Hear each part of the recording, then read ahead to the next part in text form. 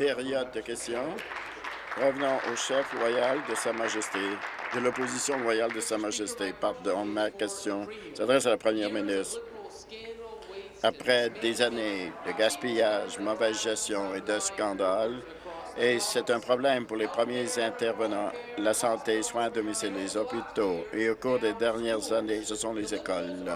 Les libéraux font maintenant la fermeture d'écoles et finalement plus de 600 écoles pourront être formées. Les gens de ma circonscription vont à Honey Harbor sont à risque et ces écoles potentiellement fermeront et les élèves devront parcourir 1 heure pour aller à Midland alors que des écoles ont été fermées à Port McNichol.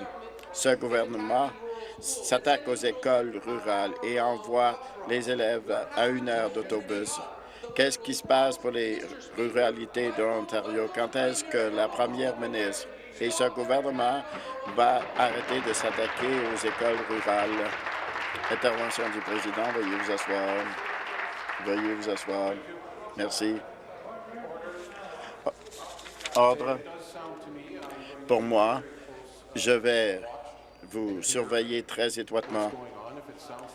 Et pour moi, c'est comme la même chose que la semaine dernière. Je vais passer aux avertissements tout de suite. Première ministre. Merci. Je suis heureuse de répondre à la question, mais avant de le faire, je voudrais remercier les 2 nouveaux députés élus, M. Sam Osterhoff et Mme Nathalie Desrosiers. Monsieur le Président, vous savez quoi? Je sais que la décision concernant la fermeture d'écoles, de consolidation d'écoles, c'est une décision difficile pour les conseils scolaires. Il y a des consultations avec les parents et les collectivités locales. Contrairement à ce que le chef de l'opposition dit et ses collègues, nous avons travaillé pour modifier la formule de financement soit rationnelle.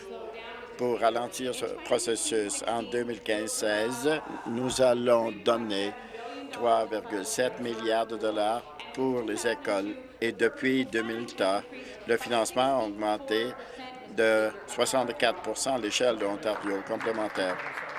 Député de Paris-Centre-Muskoka, une fois de plus, à la première ministre, les écoles Honey Harbor seront un efface pour la collectivité locale de Honey Harbor.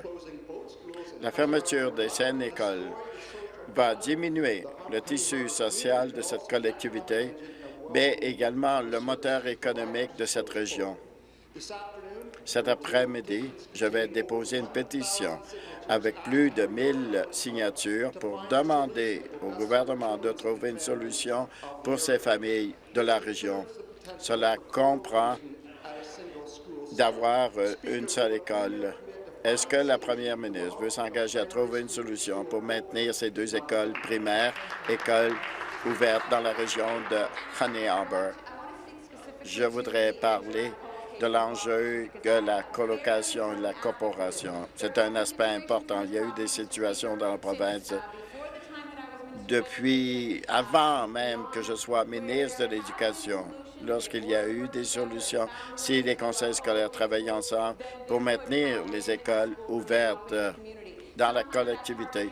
Parfois, c'est difficile à faire. J'encourage tous les députés dans cette Chambre de travailler avec les conseils scolaires, les municipalités, parce que la réalité est la suivante, c'est-à-dire que dans l'histoire de l'Ontario, nous avons des projets interministériels. C'est la première fois qu'il y a eu une reconnaissance que ces centres névralgiques sont importants, mais il faut travailler ensemble. Et finalement, les députés peuvent jouer un grand rôle.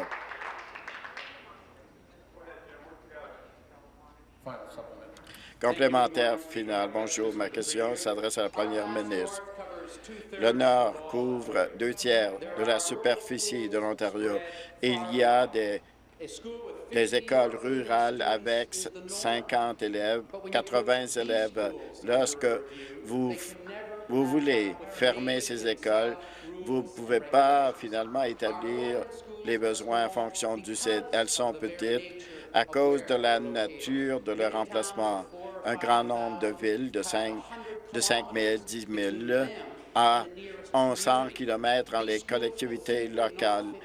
Et finalement, ces écoles ne sont pas dans le modèle du gouvernement. Je voudrais que la première ministre suive le chef Patrick Brown, vienne dans le Nord et voir ce qui se passe. Et finalement, la première ministre va-t-elle accorder toute l'attention nécessaire aux écoles du Nord? Et finalement, lorsque je suis allé dans une école de Sioux-Narrow et on a maintenu l'école bête, on ne va pas tirer des enseignements de l'opposition depuis 2013. Nous avons augmenté le financement des conseils ruraux. Intervention du président. À tous les députés. Veuillez conclure. On parle d'une augmentation de 5,5 alors qu'il y avait moins d'élèves. Nous allons continuer à travailler avec les conseils scolaires, qu'il y a des examens concernant la fermeture d'écoles et nous allons travailler avec les collectivités locales et les conseils scolaires pour trouver une solution. Mais il faut reconnaître que les élèves doivent avoir le meilleur environnement possible avec les meilleurs programmes, quel que soit l'endroit où ils vivent dans la province. Député de Leeds-Grenville, ma question s'adresse à la première ministre. J'ai écrit à la ministre de l'Éducation pour avoir un moratoire sur la fermeture d'écoles et pour s'assurer que ces municipalités, pour que les élèves, mais elle a dit que ces solutions ne sont pas à Queen's Park. C'est inacceptable. Pour la ministre de l'Éducation, ignore l'éducation rurale alors que le processus est contre ces écoles. Voulez-vous participer à un processus parce qu'elle a dit que c'était un processus non démocratique et cela n'inspire pas la confiance.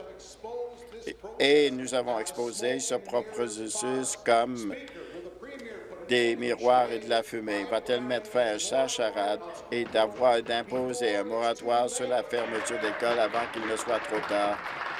Première ministre, je sais que le parti d'en face n'a pas une histoire en l'appui dans nos conseils scolaires. Je crois que les conseils scolaires jouent un rôle important. On sait qu'il y a des exemples de consolidation d'écoles parce que les écoles sont trop petites. Intervention du président. Député de Leeds-Grenville, à l'ordre.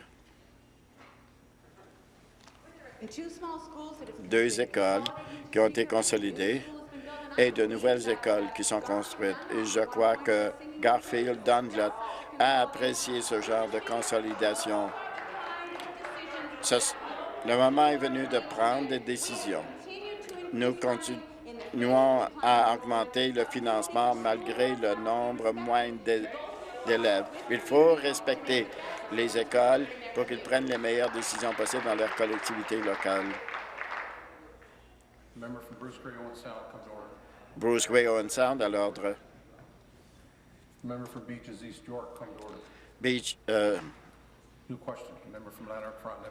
Beaches York à l'ordre. Le moment est venu de la première ministre de reconnaître ses erreurs. 40 écoles ont été fermées dans ma circonscription. La fermeture n'est pas la cause, mais le symptôme d'un déclin communautaire. Et c'est le patrimoine libéral dans les régions rurales de l'Ontario. Monsieur le Président, les politiques de la première ministre, l'action économique et la réglementation et le coût de l'électricité exponentielle ont étouffé la prospérité dans le nord de l'Ontario. Dans ma circonscription, jusqu'à 40 écoles communautaires seront fermées. Quand est-ce que le gouvernement va retirer sa prise et va permettre aux régions rurales de l'Ontario de respirer? Veuillez vous asseoir.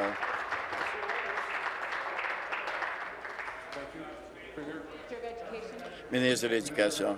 Ministre de l'Éducation. On sait que les écoles jouent un rôle essentiel dans le tissu social des collectivités locales.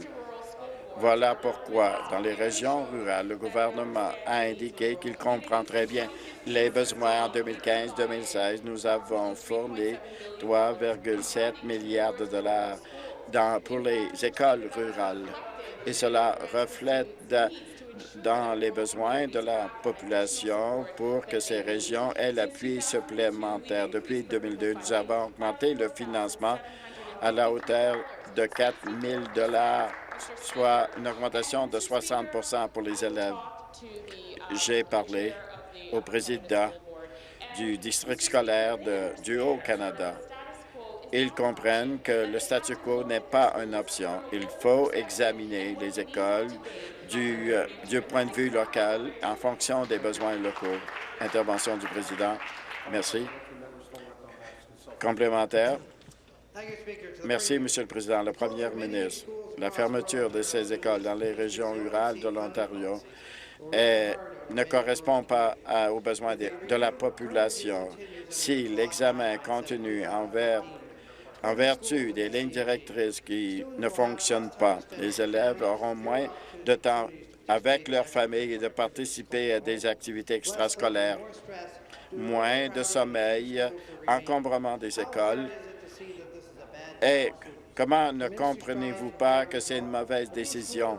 Mais ces écoles obtiennent déjà les normes locales. Pourquoi n'écoutez-vous pas les gens du nord de l'Ontario et n'imposez-vous pas un moratoire sur la fermeture d'écoles dans les régions du nord de l'Ontario pour qu'ils aient accès à leurs écoles, que ce soit au niveau primaire et secondaire?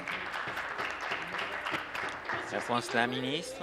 Nous faisons ça exactement. On écoute le besoin des collectivités locales par les conseillers scolaires élus. C'est pourquoi il y a un processus d'examen des accommodements qui est en vigueur, qui donne la possibilité pour les conseils scolaires de consulter les municipalités, les parents, les enseignants, les conseils scolaires et les élèves. Et c'est des décisions difficiles, mais cela ne veut pas dire qu'ils seront obligés de faire la décision. C'est la bonne occasion pour que les gens puissent donner un bon apport pour faire la meilleure décision possible. Et nous appuyons les changements et les transformations nécessaires. Nous avons un fonds de fusion des écoles qui donne la possibilité des écoles de se réunir afin qu'ils puissent donner des meilleurs programmes et mieux structurés pour que la réussite des élèves soit prise en ligne de compte. Nouvelle question, la chef du troisième parti. Merci. Ma question s'adresse à la première ministre. Vendredi, le maire John Henry d'Oshawa a parlé de l'augmentation alarmante de la facture d'électricité de sa ville et le maire Henry a dit qu'Oshawa a payé plus de 151 000 $ pour allumer les lumières des rues et en 2016, le même mois, ça a coûté plus de 221 000, c'est-à-dire une augmentation de 70 %. Je sais que la première ministre comprend que c'est son erreur. Est-ce qu'elle comprend que la vente d'Hydro One, c'est une erreur qui va poser des problèmes aux populations? Est-ce qu'elle va arrêter cette vente tout de suite? Merci, la première ministre. Merci. Je remercie la chef du troisième parti de la question et je pense que la chef parle spécifiquement des coûts municipaux, le coût du maire. Comme j'ai dit, et comme j'ai dit à plusieurs reprises en Chambre, j'ai dit la fin de semaine, on reconnaît qu'il y a un enjeu, un fardeau qui a été mis sur la population de la province en termes des coûts de l'électricité. On travaille afin de retirer ces coûts. Mais je dois dire, dans le cas des municipalités en particulier, depuis que nous sommes arrivés au pouvoir, on a pris des coûts qui étaient délestés aux municipalités par le passé On a pris ces coûts de ces municipalités jusqu'à plus de 2,5 milliards de dollars, ce qui a aidé beaucoup les municipalités. Merci. Question complémentaire. C'est une chose d'admettre qu'on a fait une erreur et c'est une autre de fixer cette erreur, réparer l'erreur. Les familles qui doivent choisir entre payer la facture d'électricité ou se manger, les entreprises qui doivent avoir des mises à pied pour payer l'électricité, ou des municipalités qui ont vu les coûts d'électricité doubler. Ils ne s'attendent pas à de belles paroles vides de cette première ministre. Ils veulent de l'action, des gestes. Est-ce que la ministre va défaire ses erreurs et va montrer à la population ontarienne qu'elle met la population avant ses propres intérêts et de ses amis? La première ministre, comme j'ai dit, on reconnaît qu'il y a des défis et c'est tout un fardeau que les gens ont. C'est pourquoi on a fait des changements. On a pris la redevance de la dette, on a créé un programme de soutien, on a remis à plus tard des coûts de production et à partir du 1er janvier, on a enlevé la portion provinciale de la TVA, des factures d'électricité. Et en plus, pour venir au municipal, Barrie a fait une économie de 2 millions de dollars par année en passant à des lumières d'ailes. Et donc, il y a beaucoup de choses qu'on fait, mais je m'engage à faire davantage et nous sommes engagés à faire davantage. Merci. Question complémentaire. Mais le maire Henry a dit que des coûts élevés coûtent des emplois. Le GM, il y a une année, a passé la production du Camaro d'Oshawa au Michigan, où ils ont de l'électricité, l'Ontario à moins cher. Si la première ministre peut ou pas admettre ces mauvaises politiques causent beaucoup de problèmes à la population, aux entreprises qui ne s'établissent pas, n'ont pas d'expansion ou ferment la porte tout simplement. Cela touche tous les gens qui vivent à Oshawa et ailleurs. Si les tarifs d'électricité, c'est l'erreur de la première ministre quand elle va fixer le problème et arrêter la vente d'Hydro One. Le ministre de l'Énergie, je suis très content de répondre à cette question parce que les municipalités sont celles qui voient beaucoup des avantages de l'élargissement de la vente d'Hydro One. À Sudbury, on a une expansion et le ministre des Transports a fait des annonces à Hamilton et ailleurs, des investissements qu'on fait pour des municipalités qui bénéficient de ces collectivités et qui créent des emplois. Quant aux entreprises, Monsieur le Président, le programme l'initiative d'économie d'énergie en milieu industriel, on a eu 80 nouveaux participants, 6 fabricants d'automobiles, une usine de traitement de l'alimentation. Il y a des endroits partout, des entreprises partout. Je n'ai pas assez de temps pour tout les dire. Il y a 1000 nouvelles entreprises qui vont rejoindre ce programme. C'est des bonnes nouvelles. Merci. Une nouvelle question, la chef du troisième parti. Ma question s'adresse aussi à la première ministre. Aujourd'hui, dans la tribune, il y a des parents des petites villes dans les zones rurales qui demandent à la première ministre de sauver l'école de leurs enfants. À Lively, à Owen Sound, à Longsu, il y a 40 écoles, presque 40 écoles dans l'Ontario rural qui vont peut-être fermer et les élèves dans les zones rurales ont moins d'accès à des programmes et en fermant des écoles, ça va forcer les élèves d'aller ailleurs et de passer des heures dans un autobus à faire la navette. Quand est-ce que la première ministre va reconnaître l'importance des écoles rurales et va donner à ces écoles les ressources nécessaires pour qu'elles restent ouvertes, les écoles? Réponse de la première ministre, et je souhaite la bienvenue à toutes les familles qui sont là et qui sont préoccupées quant à leur école. Je comprends très bien et c'est pourquoi, depuis que nous sommes arrivés au pouvoir, on a augmenté le financement pour les écoles rurales, même s'il y a eu une réduction d'inscription parce qu'on reconnaît que ces écoles sont importantes. Mais à la chef du troisième parti, c'est la raison même qu'il faut faire un examen des écoles parfois, il y a l'incapacité du conseil scolaire de livrer les programmes dont parle la chef du troisième parti, ces programmes en musique et en art. Et il faut faire un examen pour assurer où il y a des écoles très petites, si on pourrait avoir des fusions, si les enfants n'ont pas le meilleur environnement, que les conseils scolaires comprennent. Les conseils scolaires connaissent leur collectivité mieux et c'est à eux de prendre les décisions. Questions complémentaires. Les conseils scolaires ont besoin de l'aide du gouvernement provincial afin qu'ils puissent fournir les services et l'éducation nécessaires. Les écoles sont plus que des édifices, c'est aussi des parcs et des aires de jeu pour les enfants. Ce gouvernement a réécrit le livre. Ils ont inclus une échappatoire où on laisse une école fermée dans les 2 mois sans avoir aucune consultation publique. Quand est-ce que la première ministre va arrêter de forcer la fermeture des écoles rurales et communautaires et va revoir les directives afin de donner aux collectivités une voix au chapitre? La ministre de l'Éducation.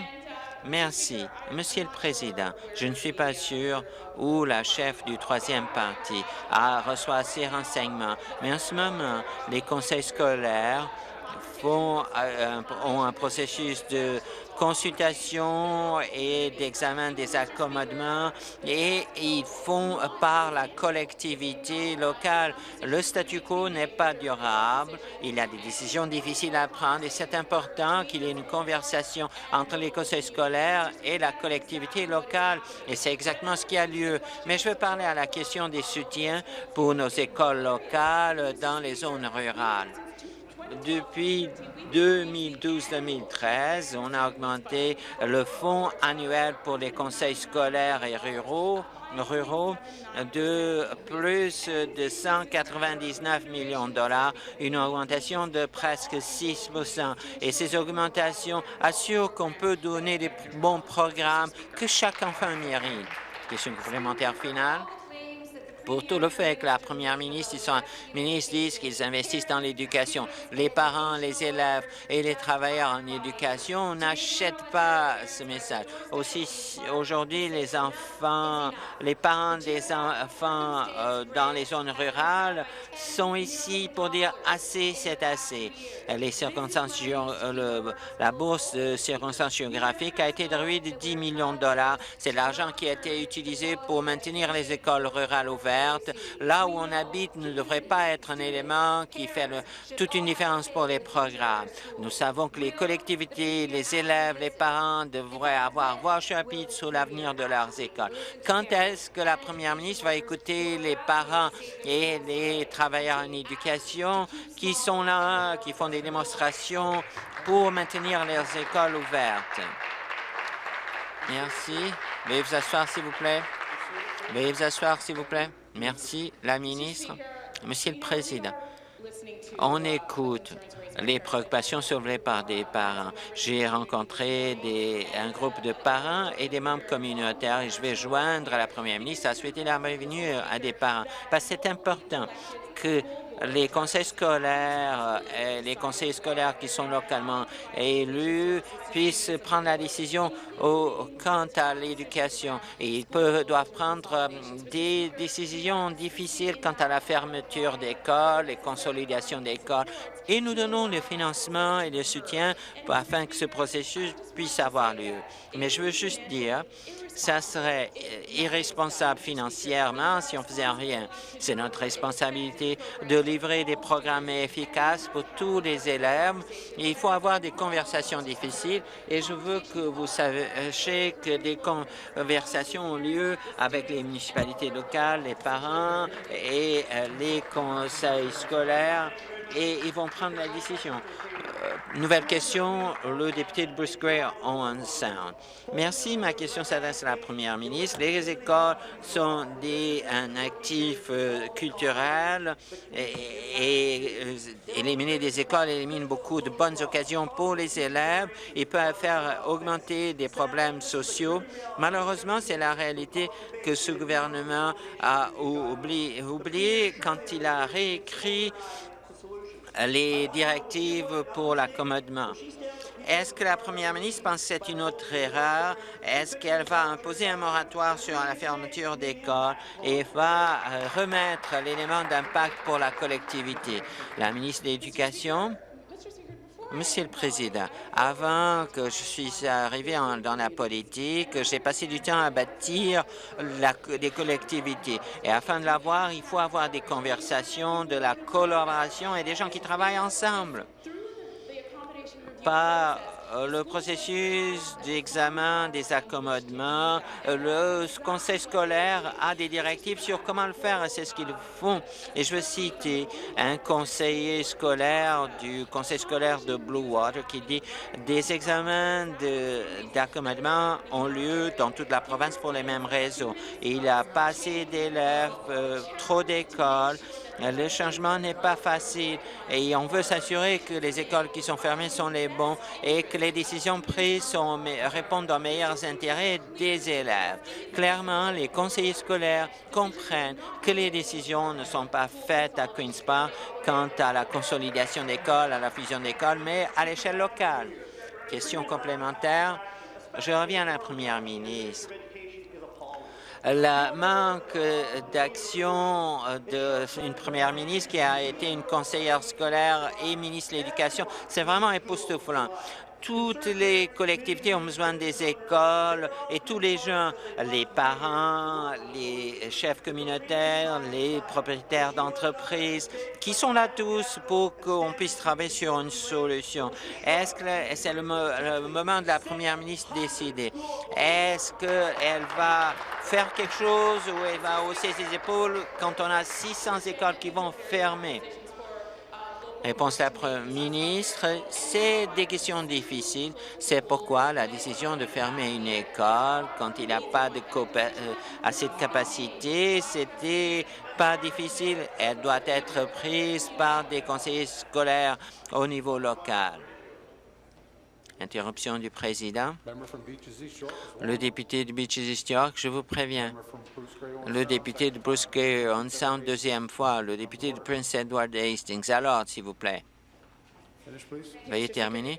Merci. Monsieur le Président, les enfants doivent aller à la meilleure école possible dans la province. Et les parents, les élèves et la collectivité doivent être entendus pendant cet examen d'accommodement. Et c'est exactement ce qui a lieu. Ces décisions n'ont pas lieu, ne sont pas prises ici à Queen's Park. Et ils sont prises après la conversation que les conseillers scolaires locaux font après avoir écouté la question. Nouvelle question, la première ministre, la députée de Parkdale Park. Merci. Cet été se réunit pour penser aux augmentations de tarifs, ce qui est une décision difficile. On ne peut pas penser comment il faut augmenter les prix et le service est il n'est pas aussi bon qu'avant, il n'est pas aussi pratique. La CTT était l'envie de toute l'Amérique du Nord, mais le gouvernement provincial a réduit le financement sur les conservateurs, mais les réductions sont restées là. Qu'est-ce que la première ministre va faire pour assurer que la CTT reste la meilleure voie à prendre? La ministre des Transports, merci à la députée de Parkdale Park. Cette députée saurait que notre gouvernement, mais depuis quelques années, a fait des investissements importants pour les transports en commun dans la ville de Toronto et partout dans la grande région de Toronto et de Hamilton. Deux ou trois choses à penser. Depuis 2004, Le gouvernement provincial a donné presque 2 milliards, 1,8 milliard de dollars de financement de la taxe sur l'essence à la Ville de Toronto. Et cette année, cet exercice financier, c'est à peu près 170 millions de dollars. Et il y a tellement de financement qu'on donne pour des projets afin que toute la population de Toronto et de la grande région de Toronto puisse avoir un réseau de transport en commun. Et je vais répondre davantage après la question complémentaire. La première ministre, quand elle était ministre des Transports, a forcé la CTT à accepter Presto. Elle a délesté des coûts de transport à la Ville de Toronto que le gouvernement son gouvernement avait dit qu'il accepterait de payer. Et il y a tellement de dépenses qui sont passées à la CTT, c'est les naveteurs qui payent, les passagers qui payent. Est-ce qu'on donne les coûts aux passagers et qu'est-ce que la première ministre va faire pour aider à ce que ça soit accessible pour les passagers de Toronto? Merci, Monsieur le Président. Je pense que la chose la plus importante pour que cette députée comprenne, c'est de voir le portrait d'ensemble. Depuis 2 ans, voici une liste des projets qui sont appuyés par notre première ministre et par le gouvernement ontarien. Par exemple, 3,7 milliards de dollars pour le service régional Go Express. 450 millions pour l'Express Union Pearson, 416 millions de dollars pour le train léger à Scarborough et 1,7 milliard de dollars de la taxe sur l'essence, 172 millions de dollars pour les rénovations à la gare Union, 150 millions de dollars pour la ligne de soulagement du centre-ville. Et donc, il y a beaucoup d'investissements à Toronto et dans toute la région. Nouvelle question, la députée de Kitchener-Waterloo. Merci, Kitchener Centre plutôt. Ma question s'adresse au ministre de l'Environnement et de l'Action en matière de changement climatique. Le ministre était à la conférence COP22 de 2016 à Marrakech et la participation de l'Ontario à cette conférence annuelle démontre l'engagement qu'on veut réduire les gaz à effet de serre et des actions pour protéger l'environnement. Même si le président, avec les résultats de l'élection américaine, il y a des préoccupations, comment ça peut influencer plutôt ce qu'on parle quant au changement climatique. Et on a des partenariats pour contrer le changement climatique. Est-ce que le ministre peut nous dire les mesures que le gouvernement prend pour continuer les partenariats qui vont aider l'environnement et l'économie de l'Ontario? Merci, le ministre de l'Environnement et de l'Action en matière de changement climatique. Merci. Je remercie à la députée des bonnes occasions de carbone et de la question. C'était une conférence très importante. C'était la première conférence où on avait la mise en œuvre de l'accord de Paris. Et pour les quelques mois seront importants. On a la vente aux enchères en mars qu'on va lancer et la Chine va rejoindre le marché du carbone, ce qui est très important. On travaille avec la Californie, l'Allemagne, le Royaume-Uni, le Japon, la Corée du Sud pour établir des règles pour l'échange des allocations de carbone et des réductions. Et ces choses où il y a les accords internationaux vont avoir un résultat, c'est-à-dire les mécanismes où l'Ontario va acheter et vendre des tarifs. Merci. Merci au ministre. Merci aussi pour son leadership dans ce dossier. Une économie faible en carbone va aider les relations entre l'Ontario et d'autres territoires de compétences. Et nous avons tous une responsabilité partagée dans notre bataille contre le changement climatique. Notre gouvernement a mis fin aux centrales au charbon. Cela nous a fait remplir notre promesse de sources d'énergie propres. Et récemment, nous avons reconnu les objectifs qui ont été mis en place dans l'Accord de Paris de 2015. Nous espérons que nos efforts vont être suivis par nos partenaires en Amérique du Nord et ailleurs. Est-ce que le ministre peut expliquer à la Chambre quelles sont ces mesures transformatives et qu'est-ce qu'elles vont signifier pour les Ontariens? Le ministre. Merci beaucoup. Encore une fois, merci à la députée pour sa question. Comme vous pouvez l'imaginer, un des sujets de l'heure au Maroc, c'était l'élection aux États-Unis. Pour plusieurs d'entre nous, c'était fascinant de voir à quel point tout le monde était motivé pour mettre en place l'accord de Paris. Le député de Simcoe Nord le saura parce qu'il en a été témoin. Au Canada, nous avons eu 10 ans avec un gouvernement canadien qui ne voulait même pas parler du changement climatique. Ils se sont opposés à des mécanismes de prix pour le carbone, mais en même temps, le Nouveau-Brunswick, la Nouvelle-Écosse, la Colombie-Britannique et le Québec ont fermé des centrales au charbon, ont mis en place un système de plafonnement et d'échange, et nous avons vu certaines des réductions de carbone les plus importantes dans le monde. Et notre partenariat avec les États-Unis signifie que la même chose pourrait se passer là-bas. Nouvelle question. Ma question est pour la première ministre.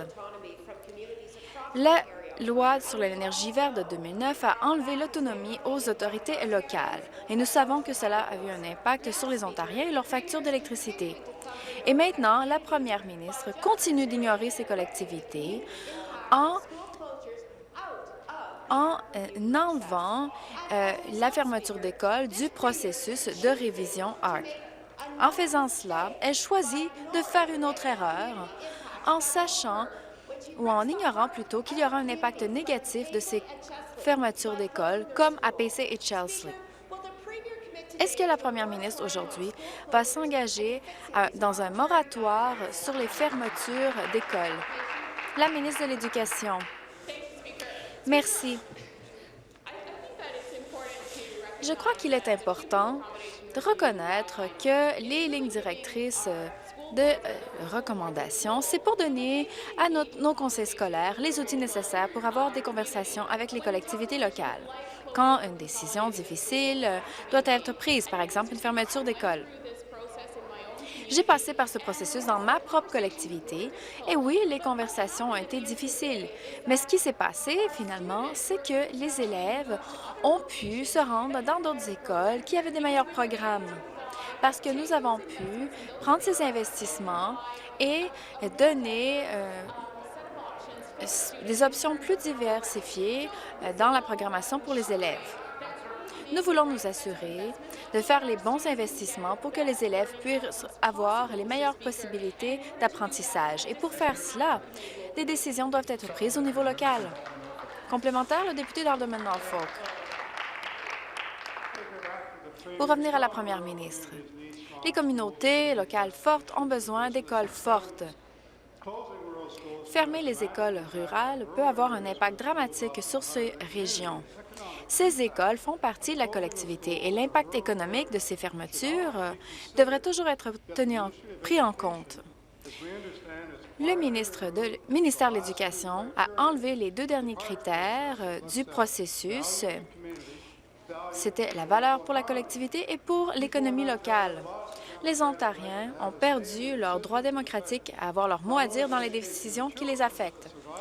Non seulement l'avenir des enfants, mais l'avenir de la collectivité.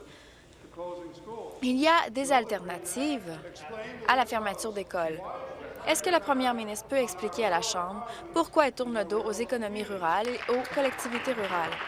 La ministre.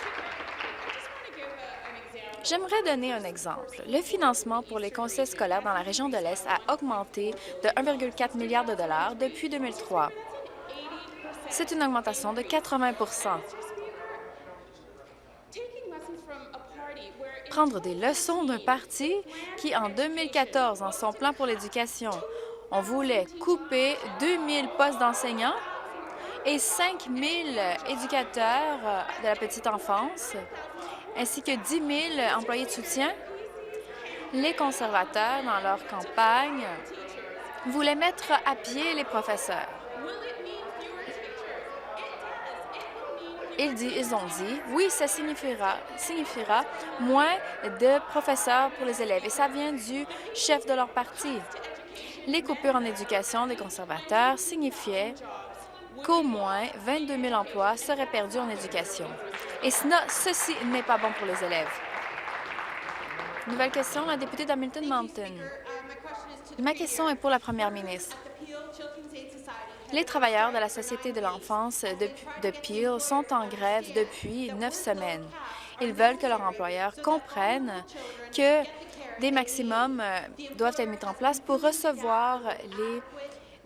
les enfants reçoivent les bons soins. Il y a des employés de remplacement qui sont utilisés en ce moment. Et je m'inquiète de cela, et j'en ai parlé à la ministre des Services à l'enfance et au ministre du Travail. Pendant combien de temps est-ce que la première ministre planifie de laisser cette situation se dérouler? Le ministre des Services à l'enfance et à la jeunesse. Merci pour la question. Je sais que la députée de l'autre côté défend sa collectivité et travaille fort pour les enfants de l'Ontario.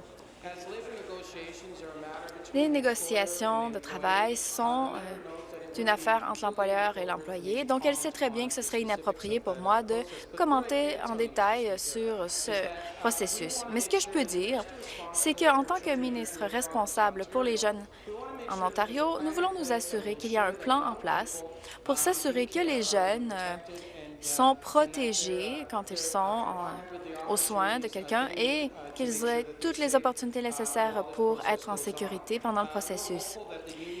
Nous espérons que le syndicat et l'employeur vont faire tout ce qu'ils peuvent pour amener une conclusion au processus qui sera au bénéfice des enfants. Et je sais que le ministre du Travail va parler du processus pendant la complémentaire. Complémentaire, pour retourner à la première ministre, j'ai reçu une lettre d'un enfant qui était sous les soins de service à l'enfance de Peel. Elle a 14 ans et elle est aux soins depuis que sa mère est décédée en septembre. Elle a besoin de soutien, elle a besoin de counseling. C'est du soutien que les services à l'enfance de Peel n'ont pas pu lui donner. Elle a attendu des heures pour un superviseur qui n'est jamais venu la chercher. Le travailleur social de l'école a essayé de parler au service à l'enfance de Peel, mais n'a pas eu de réponse. Les enfants devraient être au centre de toutes les décisions. Quand est-ce que ce gouvernement va commencer à mettre les enfants vulnérables comme leur première priorité? Veuillez vous asseoir, s'il vous plaît. Merci. Le ministre. J'aimerais seulement dire à la députée de l'autre côté, j'apprécie sa question, j'apprécie son rôle en tant que porte-parole de mon ministère, mais elle sait très bien que nous avons fait tout ce que nous pouvions quant à la protection des enfants ici dans la province. Nous voulons nous assurer que les jeunes puissent trouver des foyers qui les protègent avec des gardiens.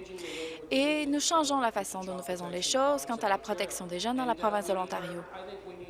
Nous avons besoin que la députée et tous les députés ici travaillent avec nous pour qu'on s'assure que les enfants connaissent le succès.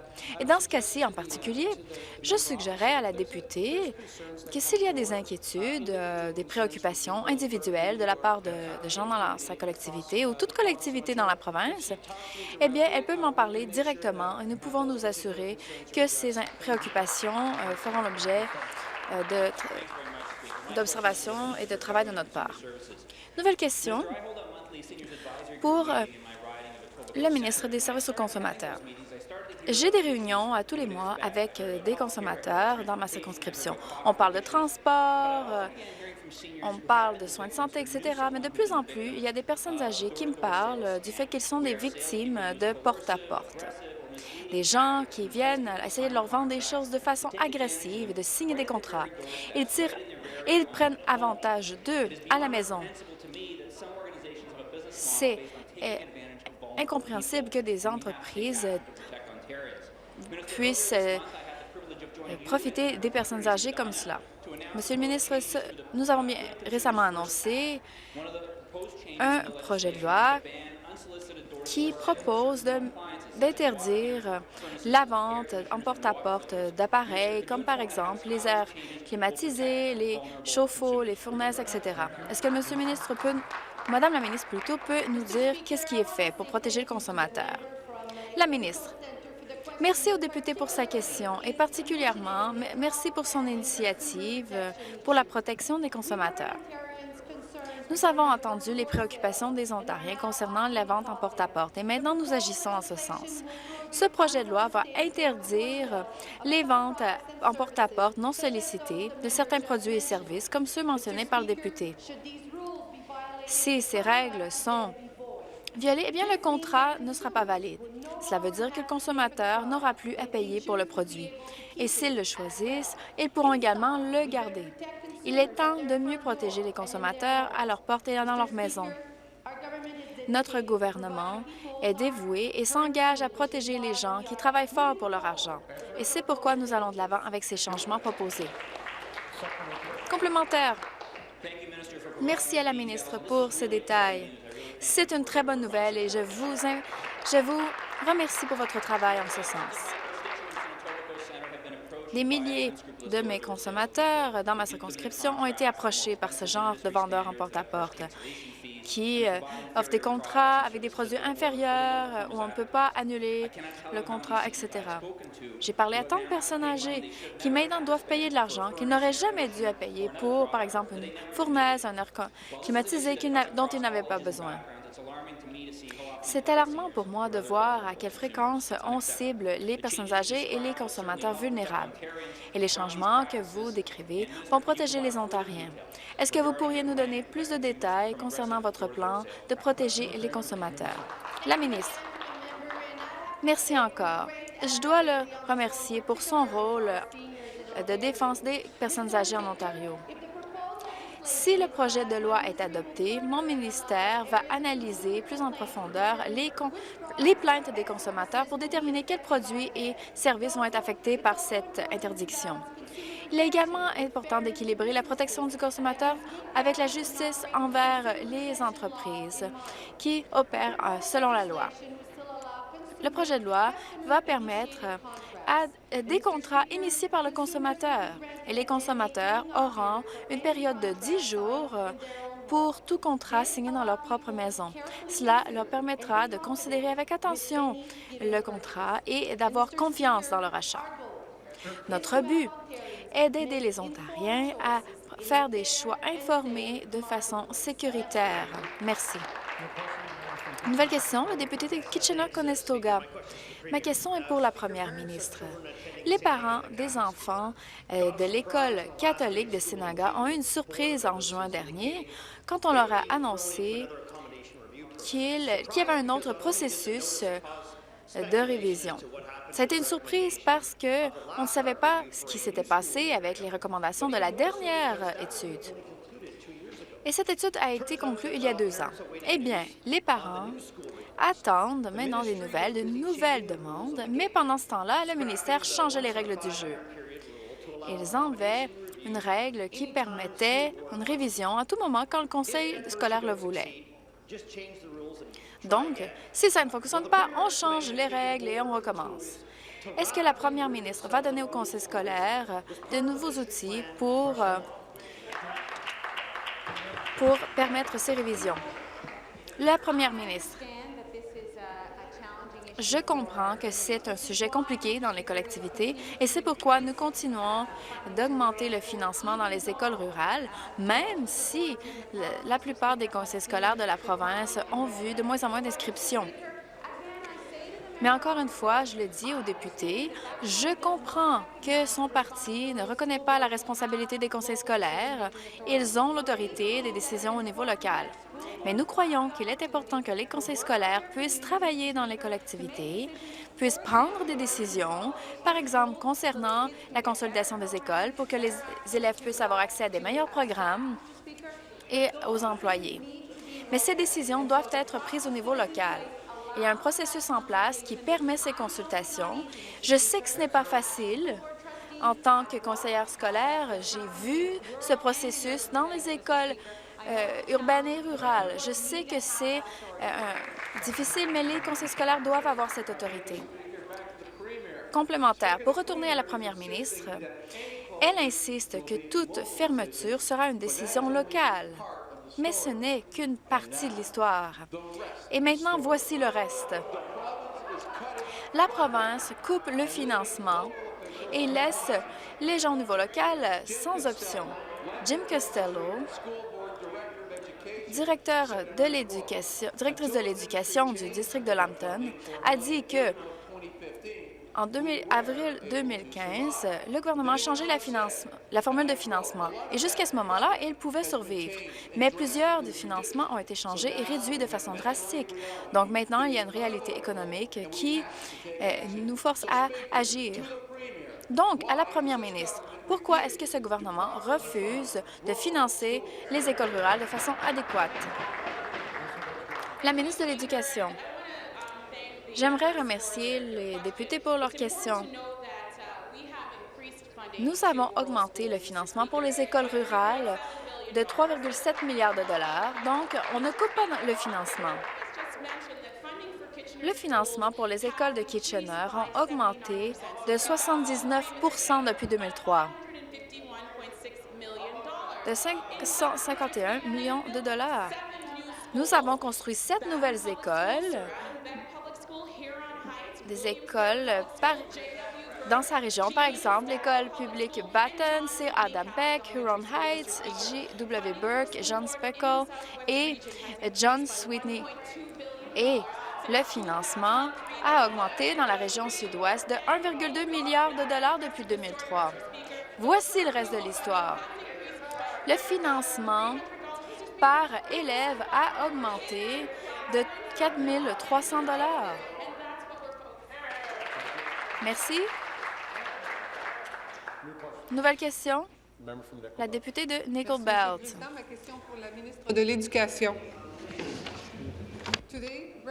Aujourd'hui, les résidents de Sudbury et Nickel Belt sont à Queen's Park. Ils ont fait un long voyage pour venir se battre contre la fermeture et la fusion de 12 écoles dans notre région.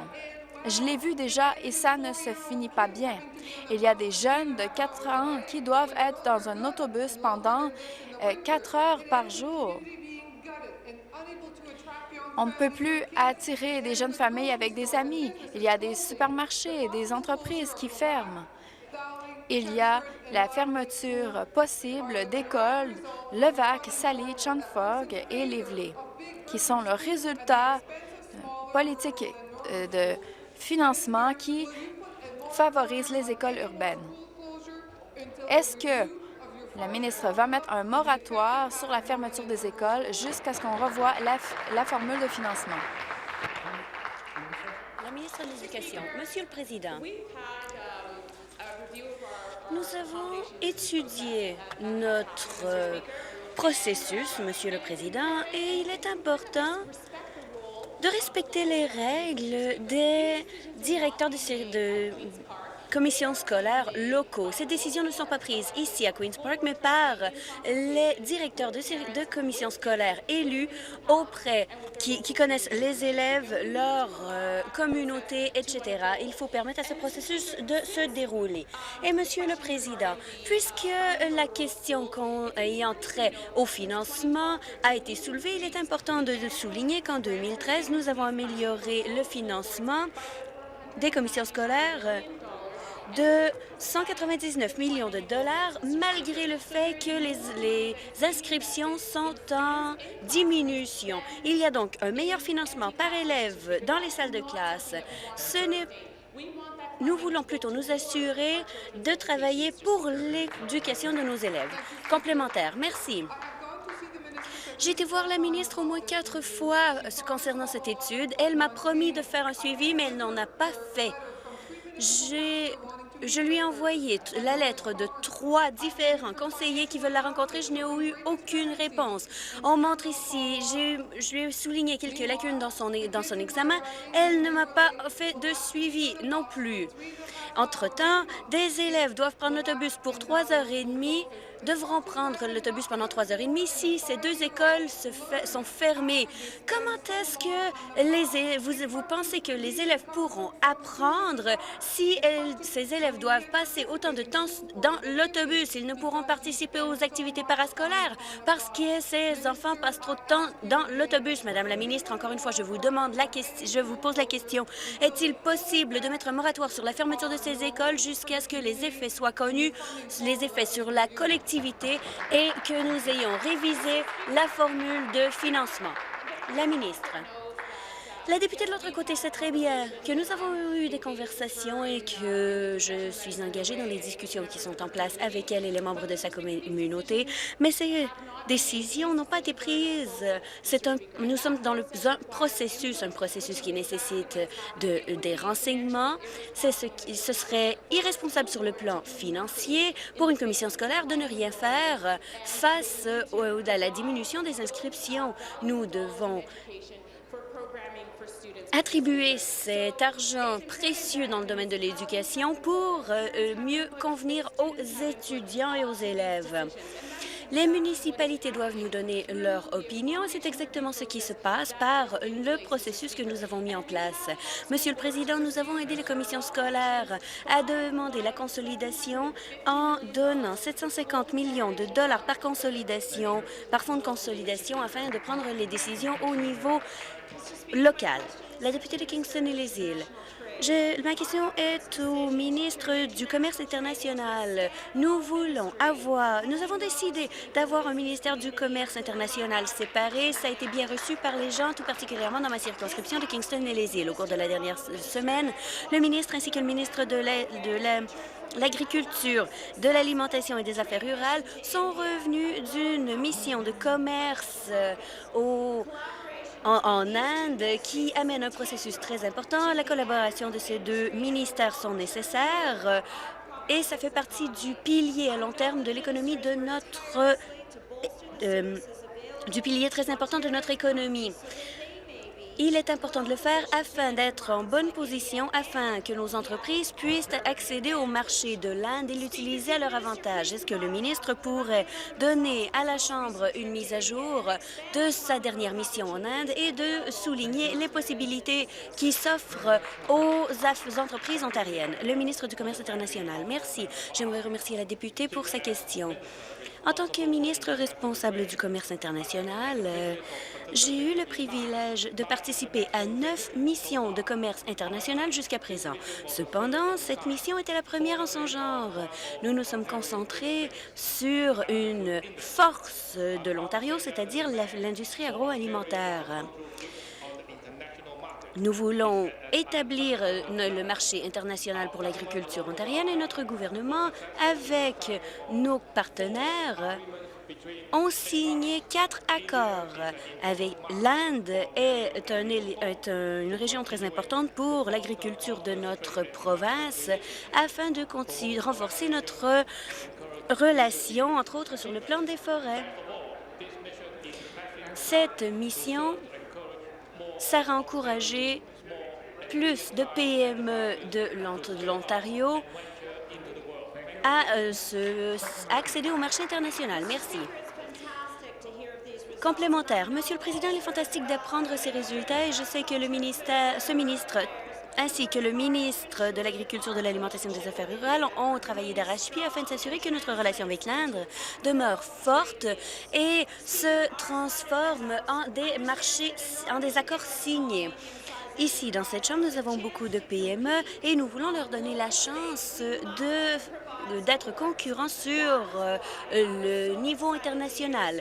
C'est pourquoi j'ai été très heureux d'apprendre parler des services qui fournissent quelques renseignements sur la façon dont les entreprises ontariennes peuvent accéder à ce marché. Et c'est bien de savoir que les entreprises ontariennes pourront arriver sur ce marché de façon informée. Est-ce que le ministre pourrait parler des effets que les services de son ministère ainsi que ses programmes ont sur les investissements qui ont été faits au cours de sa mission de commerce en Inde? Le ministre. Encore une fois, merci pour la question. Monsieur le Président, notre ministère comprend que la clé pour avoir des missions de commerce réussies est d'identifier un marché. Monsieur le Président, notre gouvernement a investi en établissant des représentants pour élaborer des missions dans différentes régions du monde. C'est une approche sur le terrain qui permet à notre gouvernement d'amener des investissements par des entreprises, par exemple GeoN Constant, qui encouragent les constructions durables et environnementales. Ils sont établis à Timmins et à Mississauga. Nous avons aussi des entreprises comme PTM, qui est une entreprise qui a 150 000 clients et qui s'est établie à Toronto. Merci. Nouvelle question, député de Lambton-Kent-Middlesex. Merci. Mes questions s'adressent à la première ministre. Les familles dans ma circonscription s'inquiètent de l'avenir des écoles, par exemple l'école centrale de Posingwit, celle de North Lambton, celle de North Middlesex et bien d'autres. Ces écoles sont au cœur de nos collectivités et essentielles pour s'assurer que notre façon de faire rurale continue. Monsieur le Président, continue de voir des fermetures d'écoles dans les régions rurales de l'Ontario et si cela est fait, il est impossible pour nous de savoir quelle école sera la prochaine.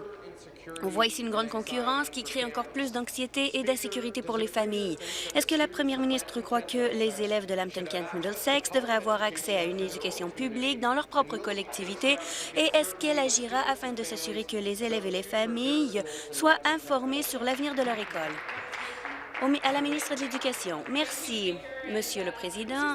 Et, Monsieur le Président, j'ai entendu parler beaucoup de parents aujourd'hui. Je sais qu'il y a des questions qui sont soulevées et je vais répondre à ces questions et je vais certainement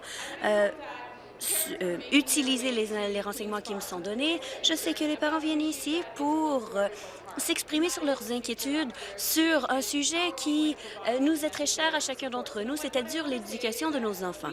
Et ce que je veux dire, c'est que nous avons investi plus dans les écoles rurales aujourd'hui que jamais auparavant. Ce processus que nous avons établi pour une étude permet à plus d'argent d'être investi dans les salles de classe, là où les élèves se trouvent, et d'avoir des programmes pour les élèves afin que ces élèves puissent avoir une meilleure expérience dans leurs écoles locales. Chaque collectivité est unique, chaque collectivité a des besoins différents et c'est pourquoi nous avons le rôle des commissions scolaires et de leurs directeurs élus au niveau local pour prendre ces décisions pour l'école. Intervention du président. Député de Northumberland, Quinte West, rappel au règlement. Je ne sais pas si c'est un rappel au règlement, mais j'aimerais accueillir Wendy Jewell de Port Hope. Bienvenue. Député de Stormont-Dundas, South Glengarry. Merci. Des gens qui sont arrivés ici, les élèves de Westontown.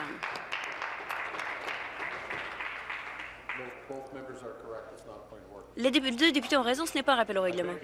J'aimerais aviser la Chambre que, conformément au 78C, le whip en chef du troisième parti a donné un amendement pour la lecture du projet de loi 70 pour mettre en place les mesures budgétaires et autres lois. Et afin d'avoir cette... Et l'ordre de deuxième lecture du projet de loi 70 ne pourra être demandé aujourd'hui. Il n'y a pas de vote différé. La Chambre est donc en pause jusqu'à 13 heures.